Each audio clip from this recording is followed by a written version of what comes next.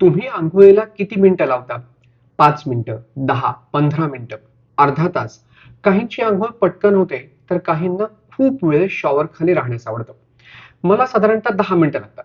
मग मलाच प्रश्न पडला, अंघोळ नेमकी किती मिनिटं करावी? थोडा रिसर्च केला. संशोधक, तज्ञ काय म्हणतात हे वाचलं. हा व्हिडिओ पूर्ण पहा. मग तुम्हाला कळेल अंघोळ किती मिनिटं करावी. दररोज अंघोळ फायदेशीर की नुकसानकारक यावरही व्हिडिओ केलाय. पाहिला नसेल तर तो देखील नक्की पहा.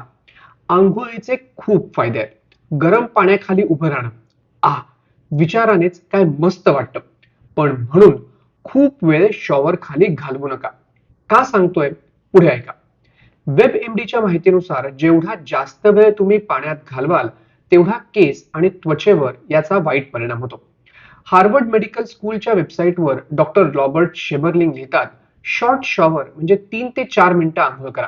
काख आणि 2 पायांमधील जागा यावर तुम्ही जास्त फोकस केलं पाहिजे. खरं तर शॉर्ट शॉवर मध्ये शरीर स्वच्छ होत नाही आणि खूप वेळ आंघोळ केली तरी स्किन ड्राय होण्याची शक्यता असते. मग नक्की किती वेळ आंघोळ केलेली चांगली?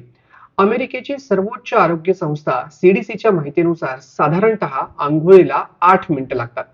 पण काही लोक 15-20 मिनिटं तर काही अर्धा तास आंघोळ करतात. जास्त वेळ पाण्यात राहण्याची ही चूक अजिबात चांगली नाहीये. तर हेल्थलाईनशी बोलताना त्वचारोग तज्ज्ञ डॉक्टर एडिडिऑन कामिश्का सांगतात, अंघोळ जास्तीत जास्त 5 ते 10 मिनिटं केली पाहिजे. त्वचा स्वच्छ आणि हायड्रेट होण्यासाठी हा वेळ पुरेसा आहे. जास्त पाण्याखाली राहिल्यामुळे परिणाम होऊ शकतात.